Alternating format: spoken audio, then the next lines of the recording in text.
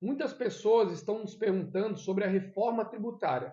Então eu quero trazer esse vídeo com mais informações completas para você. Seja muito bem-vindo aqui ao nosso canal do Educas, uma ONG que deseja levar a educação financeira a todos os brasileiros.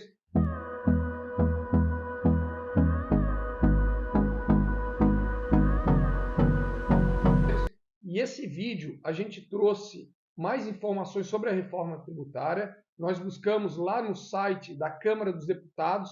Vamos deixar para você o link na descrição para que você possa ver na íntegra o documento que foi agora, dia 7 de julho, aceito lá pelos deputados, que vai seguir agora ao Senado Federal. Então, falando um pouco dessa reforma, a reforma tributária ela foi apresentada, né, o texto, e o que ela prevê? Bem, primeiro, a criação de um imposto sobre o valor agregado, que a gente vai chamar de IVA, que ela vai ter dois impostos, que é o CBS, que unifica o PIS, o COFINS e o IPI, e o IVA subnacional, que é o IBS, que vai unificar o ICMS e o ISS, além de um imposto seletivo, chamado de IS, de competência federal, que vai incidir sobre produtos prejudiciais à saúde e ao meio ambiente. Então, o IBS é a soma do ICMS, que é o imposto estadual, e do ISS, que é o imposto municipal. O CBS já vai ser a soma do COFINS, do PIS e do IPI. O IVA ele terá uma base ampla e será cumulativo, ou seja, calculado por fora e cobrado no destino. Dentro de cada localidade de consumo, o IVA vai ter uma alíquota única como uma regra geral, que é a soma do IVA federal e o IVA subnacional, ou seja, o IBS e o CBS. Esse novo IVA ele vai contar com três tipos de alíquotas: a padrão, a reduzida, que vai ser a 50%, e a zero. O valor da alíquota padrão do IVA não será estabelecida nessa PEC que foi aprovada, ela vai ser definida posteriormente via uma resolução lá do Senado Federal, e os detalhes sobre o IS serão estabelecidos em uma lei complementar, que vai contar, dentre outros grupos ou outros pontos, aquela lista de produtos que são prejudiciais à saúde ou ao meio ambiente. Né? Então é um tributo diferente. Vai ter também a manutenção do ZFM, que é o quê? É a Zona Franca de Manaus, e a tributação do Simples Nacional. Esse último ele é optativo pelo contribuinte, bem como a criação de, vai ter, né, a criação de mais regimes especiais para combustíveis, para serviços financeiros, enfim, atividades administrativas do setor público. Tá? A transação vai ser de aproximadamente 8 anos, que vai 2026 a 2032, para consumidores e 50 anos para entes federativos, que vai de 29 a 78. Vai ser criado também dois fundos, que é o Fundo Nacional de Desenvolvimento, que é o FNDR, que tem o objetivo de combater as desigualdades regionais, e o Fundo de Pensão de Benefícios Fiscais, que visa lá buscar e compensar os benefícios do ICMS que são convalidados até 2032. Então, ambos os fundos contam com aportes exclusivos da União, mas a distribuição de recursos ainda vai ser um debate e vai ser longo. Imposto sobre transmissão de causas mortes e doação, que é o ITCMD, é progressivo, vai ter a cobrança de IPVA agora também sobre jatinhos e lanchas que não tinham antes. Então, as alíquotas do IVA, o novo IVA, vai ter três tipos de alíquotas, como eu já falei: a padrão, que vai ser de referência, a reduzida em 50%, e a zero, que principalmente vai para a cesta básica. O valor da alíquota padrão não vai ser estabelecido de novo nessa PEC, vai ser definido posteriormente, lá via uma nova resolução, e vão ser observados as formas de cálculo e os limites que estão previstos aí em leis complementares, né, em leis complementares. É importante a gente ressaltar que a criação desses regimes específicos e alíquotas especiais vão resultar em uma maior alíquota padrão do IVA. É importante saber também que os estados e municípios terão autonomia para definir as suas alíquotas. Essa alíquota pode ser definida acima ou abaixo da alíquota referência, e a definição da alíquota de referência ficará a cargo do Senado via uma resolução. Todos os bens e serviços destinados a determinado município ou estado vão ser taxados a uma mesma alíquota, mas a tributação ela não vai ser uniforme em todo o território nacional, porque cada município ou estado vai poder lá fixar a sua alíquota. Tá? Você precisa saber também que tem algumas alíquotas especiais de IVA, que vai ser 50% da alíquota, aí é para serviço de educação, serviço de saúde, para área médica, serviço de transporte público, coletivo urbano, semiurbano ou metropolitano. Vai ter também para os produtos agropecuários, de pesca, florestais, extrativistas, além, é claro, da cesta básica, e atividades também culturais, artísticas também vão ter isso. Já as alíquotas zero vêm os serviços de transporte público coletivo, os medicamentos, os serviços de educação, lá previstos pelo ProUni, produtor rural de pessoa física que tiver uma receita anual inferior a 2 milhões de reais também está na alíquota zero do IVA, e vão ter algumas exceções, é claro, e regimes especiais. Né? Então, alguns bens e serviços vão ter, sim, esse regime tributário diferenciado, específico, e esses são os sistemas onde existe, pela natureza dessas atividades, a impossibilidade de ter um IVA aplicado lá no débito ou no crédito. Tá? E quais são eles? Os principais são os combustíveis e lubrificantes, que a cobrança vai ser monofásica, ou seja, uma única etapa da cadeia vai ter uma alíquota. Essa alíquota vai ser uniforme e vai possibilitar a concessão de crédito para o contribuinte do imposto. A empresa que está no começo da cadeia, ela vai ser a responsável pelo pagamento desse imposto, o que deve reduzir, né, a sonegação, assim a gente espera. Entretanto, a divulgação do tributo ao longo da cadeia ainda ocorrerá lá na forma, sob uma forma de preço, tá? Normal, né? Já serviços financeiros, operações com bens imóveis, planos de assistência à saúde e concursos de prognósticos vão ter alterações nas alíquotas, nas regras de creditamento e na base de cálculo, e a tributação vai ser com base na receita ou no faturamento. Já as compras governamentais, elas não vão incidir IVA, mas elas vão admitir a manutenção dos créditos relativo a operações anteriores, ou seja, é o repasse integral da arrecadação do IVA recolhido ao ente público contratante, no caso, a União, ou o Estado, ou o município. Esse parecer prevê que esse novo sistema tributário não deverá contemplar a criação, por exemplo, de incentivos e benefícios fiscais ou financeiros ou outros regimes de tributação, com exceção daqueles já previstos na PEC. Então, existe a possibilidade que sistemas específicos de tributação também sejam criados para regimes aduaneiros especiais, por exemplo, como o drawback que a gente tem. Porém, isso deverá ser feito uma outra lei, uma lei complementar. Tá?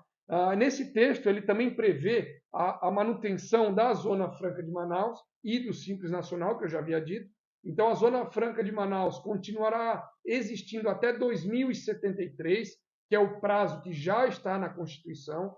Além disso, ainda que o período dessa transição para consumidores preveja o fim do IPI, esse tributo vai ser mantido para bens com industrialização lá na Zona Franca de Manaus. Algumas especificidades que poderão ser previstas para os regimes especiais vão ser, por exemplo, os combustíveis e lubrificantes. Vai ter uma uniformidade da alíquota ao longo do período, podendo, é claro, variar por produto. Né? Vai ter também a garantia de crédito, salvo lá na comercialização. Já nos serviços financeiros vai ter alteração das alíquotas na garantia de crédito e na base de cálculo, e também vai ter a possibilidade de que os impostos sejam calculados sobre a receita ou faturamento. Em ambos os casos, a ideia vai poder permitir você vai poder acumular esses impostos. Sobre administração públicas e autarquias, fundações públicas, poderá determinar a não incidência do IBS. Para fundos de pensão, o parecer prevê a criação de 2 fundos nacionais. É o FNDR, que tem o objetivo de combater as desigualdades regionais, e vão ter aportes, sim, feitos pela União, vão começar a partir de 2029, partindo de 8 bilhões e passarão a aumentar no mesmo montante até 2033, quando vai chegar a 40 bilhões. Tá? Esses são valores, referências agora de 2023. Valor que vai permanecendo assim nos anos seguintes. Então, não existe data para o fim desses aportes. Assim está previsto no texto. Né? Já o Fundo de Compensação de Benefícios Fiscais, que vai ser o FCBF, vai visar compensar os benefícios do ICMS, que estão convalidados de 2032, e os aportes também serão feitos pela União. Esse fundo ele tem como a entrada a partir de 2025, também com 8 bilhões no primeiro ano, e vai aumentando assim a cada 8 bilhões a cada ano, até 2028, quando vai alcançar 32 bilhões. Já, daí, em 2029, esse valor vai permanecer constante, devendo decrescer na razão de 8 bi por ano, a partir daí até a finalização do programa em 2033. O parecer, esse texto, né, prevê também que a União deve complementar os recursos desses fundos em caso de uma insuficiência de recursos, o que pode aumentar o aporte a ser realizado. Além disso, é importante a gente saber que o parecer classifica os recursos a serem aportados como uma exceção ao teto de gastos, tal como estava previsto lá no novo arcabouço fiscal, ainda que ele não esteja especificado se os aportes serão contabilizados para os fins de variação primária ou não. Né? Vai ter também um período de transição para os consumidores, tá? Que prevê esse período de 8 anos. Então, num primeiro momento, em 2026, a alíquota CBS já passa a ser cobrada em 1%, devendo ser compensada, é claro, por uma redução proporcional na arrecadação do PIS e do CONFINS. Daí, em 2027, o IPI, PIS e COFINS, aí sim, serão extintos os três, e a CBS passará a funcionar de uma forma integral. É importante ressaltar também que, embora o IPI ainda seja mantido, será mantido para produtos fabricados lá na Zona Franca de Manaus, fora isso não será cobrado. Já entre os anos de 2029 e 2032, a substituição daí agora do ICMS e do ISS pelo IBS começa a ocorrer, e as alíquotas elas vão ser reduzidas na razão de 1/5 ao ano, mas ainda não se sabe realmente qual vai ser a alíquota padrão final do IVA, que vai ser definido posteriormente via uma resolução lá do Senado Federal, observados, é claro, a forma de cálculo e os limites previstos aí em uma lei complementar. Né? Já o período de transição para os entes federativos, né, de acordo lá com o texto, a transição federativa ela vai ocorrer entre 2029 e 2078, ou seja, 50 anos ao total, sendo dividida de duas formas. De 2029 a 2033, 90% da arrecadação do IBS deverá ser retida e distribuída de uma forma proporcional à receita média de cada ente entre 2024 e 2028. Então, esses 4 anos vão ser para isso. 3% vão ser usados como uma forma de seguro para os entes com menor razão entre o IBS, com base lá, né, na alíquota de referência, e a receita média entre 2024 e 2028. Esse seguro ele deve acabar gradativamente até 2079. O restante da arrecadação, ou seja, os 7% restantes, ficará a cargo de uma lei complementar que assim vai defini-la. Né? De 2034 a 2078, o montante arrecadado em 2033 passará a ser reduzido na razão de 1 a 45 por ano, até que essa transição esteja completa e liquidada em 2078.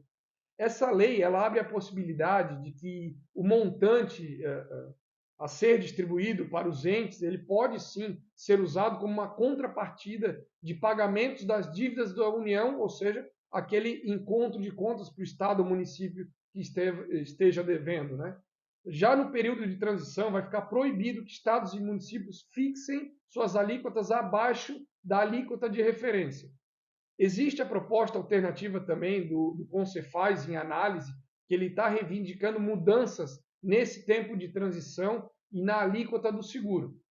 Vai haver também um programa chamado Cashback, que é no texto, né, ele dá a possibilidade dessa criação desse sistema de cashback, porém isso vai ficar a cargo de uma outra lei complementar que deve definir, daí sim, os detalhes do sistema, enfim, como será essa relação destinado a esse cashback, né? Mas é importante você saber que esse sistema de cashback ele tem a ideia de ser usado e foi pensado originalmente para substituir a desoneração da cesta básica e assim constituir uma política pública mais focalizada, mais determinada, né?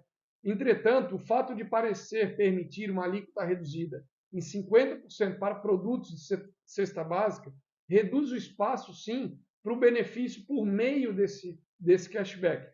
A gente entende que seria mais eficiente dar o benefício por meio do cashback, uma vez que a desoneração da cesta básica já se mostrou ineficiente do ponto de vista de redução dos tributos regressivos, né? Já o secretário especial da reforma tributária, o Bernard App, ele citou um exemplo lá de cashback tributário, que uma pessoa, por exemplo, de baixa renda, ela compra um produto e informa lá o CPF na hora da transação. Aí o governo vai observar o tributo que foi cobrado na compra e vai devolver para as famílias o imposto incidente, claro, né, com um teto estipulado para evitar fraudes, né?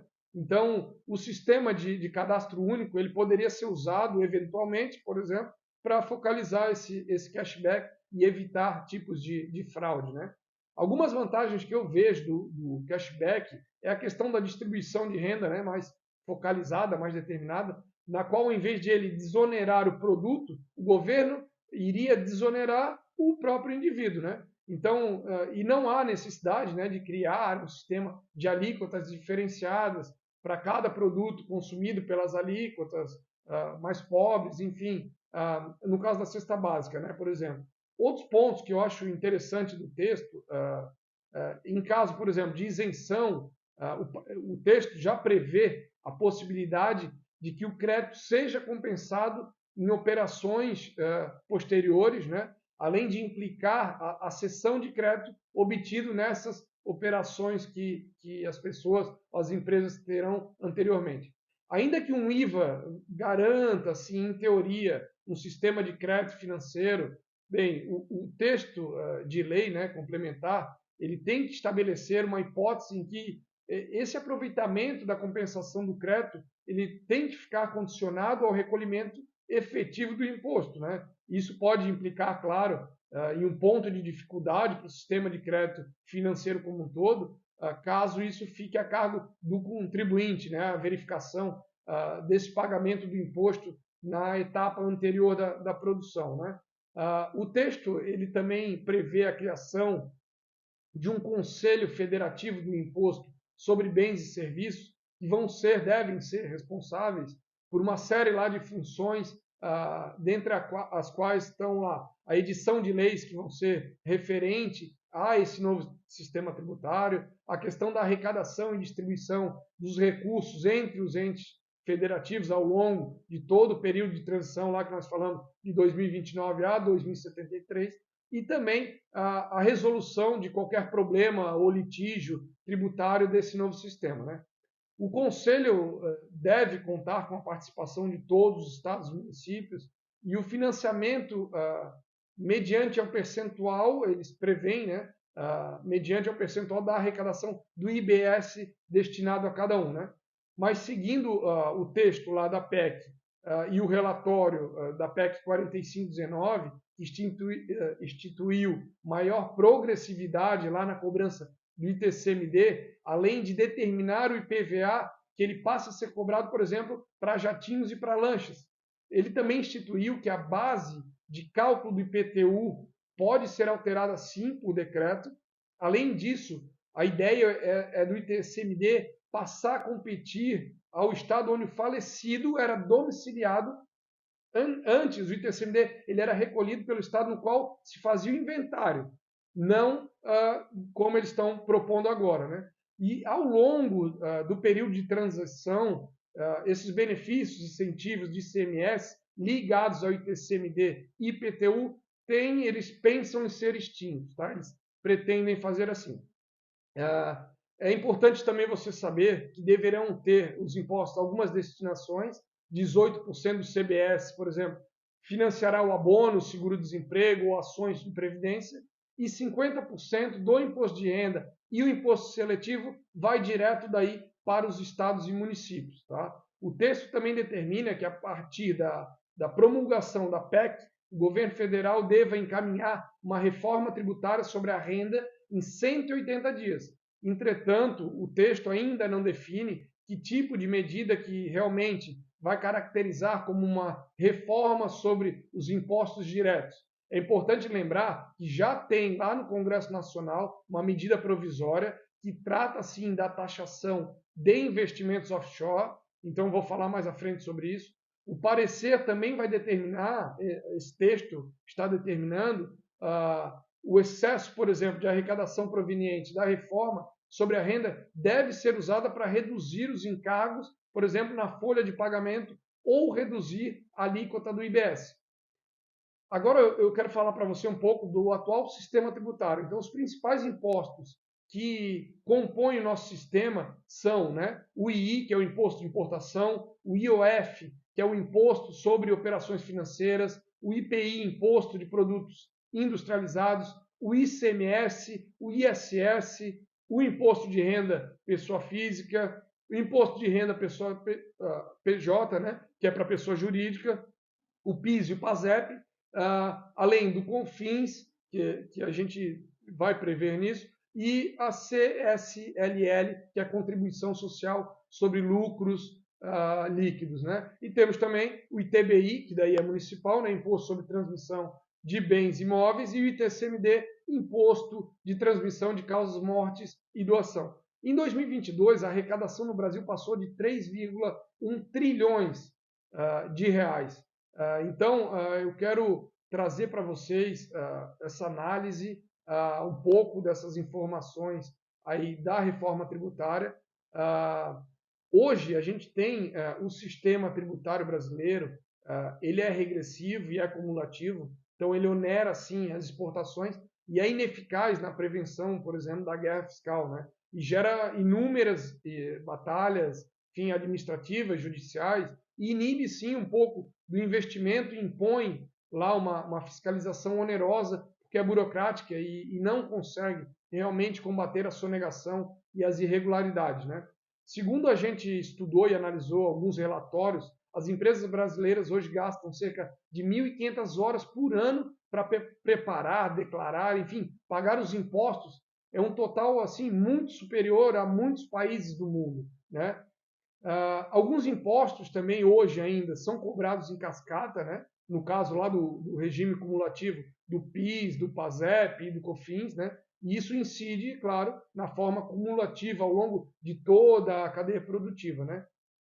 Falando agora um pouquinho sobre essa reforma tributária sobre a renda, que não está nesse texto, mas o governo Lula ele pretende enviar, já está em negociação ao Congresso, que deve ser feita de uma forma fatiada. O que é isso? É que cada projeto de lei vai tratar de um aspecto da tributação sobre os impostos diretos de uma forma separada. Os integrantes do governo eles já mencionaram alguns pontos passíveis a serem incluídos no projeto. E a gente foi a fundo para buscar como a taxação de fundos exclusivos, que eles pretendem, o retorno de um imposto sobre dividendos, devendo ser compensado lá por uma redução no imposto de renda pessoa jurídica e da CSLL, além da modificação no juros sobre capital próprio para evitar excessos e não mais a sua extinção, que é uma alternativa, né, similar ao DEBRA que se tem lá na União Europeia. E também eles propõem a não necessidade de uma reforma como se pretende que seja feita por meio de uma PEC. O governo já tem sinalizado que deve enviar as medidas em formato de lei, de projetos de lei, né? E caso o governo opte por usar um texto já feito em 2021, a alíquota do imposto de renda de pessoa jurídica vai ser acrescida do imposto sobre o dividendos, o que vai totalizar 42% em média, aí algo que é bastante grande, né? Em 2021, o governo Bolsonaro ele enviou ao Congresso um projeto de lei que buscava alterar esses aspectos, tanto lá do imposto de renda pessoa física quanto do pessoa jurídica, além da criação de impostos sobre os dividendos. Então, dentre as medidas propostas lá naquele texto de 2021, eles tinham a ampliação da isenção da renda máxima da pessoa jurídica de R$ 1.903 para R$ 2.500, isentando praticamente aí 6 milhões de brasileiros. Tá? Além disso, eles também pediram a redução do imposto de renda pessoa jurídica de 15% para 8%, com a permanência do adicional de 10% para lucros acima de R$ 20 mil por mês. E também eles pediram o fim da dedução de juros sobre capital próprio. E também a instituição da tributação em 15% sobre dividendos, mantendo a isenção que já tem de 10% adicionais para microempresas e empresas de pequeno porte, com aquele lucro mensal acima de R$ 20 mil. Eles também, no texto de 2021, pedem a redução da contribuição social sobre o lucro líquido, que é o CSLL, em 2 etapas, e caso haja redução realmente de incentivos tributários. Né?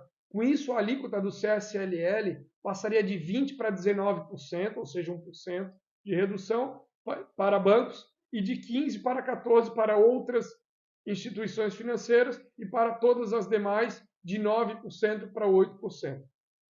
E foi já aprovado pela Câmara, mas parou lá no Senado, e integrantes do governo Lula já sinalizaram que poderão construir essa nova reforma tributária sobre a renda lá desse texto de 2021, aproveitando realmente esses pontos que já estão lá, facilitaria e adiantaria a votação. Né? Agora, falando um pouco da taxação de investimentos no exterior, por exemplo, para financiar a ampliação da faixa de isenção de impostos, o governo incluiu uma medida provisória agora de 2023, a cobrança de imposto sobre a renda auferida por residentes por meio de aplicações financeiras, entidades controladas e trusts no exterior. A alíquota a ser cobrada, que eles pretendem, vai ser determinada de uma forma progressiva e vai variar de acordo com o total dos rendimentos. Então, vai de 0% para rendimentos até R$ 6 mil, vai 15% para rendimentos anuais de 6 a 50 mil reais e 22,5% para rendimentos anuais acima de 50 mil reais. Essa incidência do imposto sobre aplicações financeiras, né, no caso, a categoria no qual se enquadra também os depósitos bancários e lá os certificados de depósito, as apólices de seguros, enfim, vários outros, né, vai ocorrer lá no momento do resgate ou da amortização ou do vencimento do papel.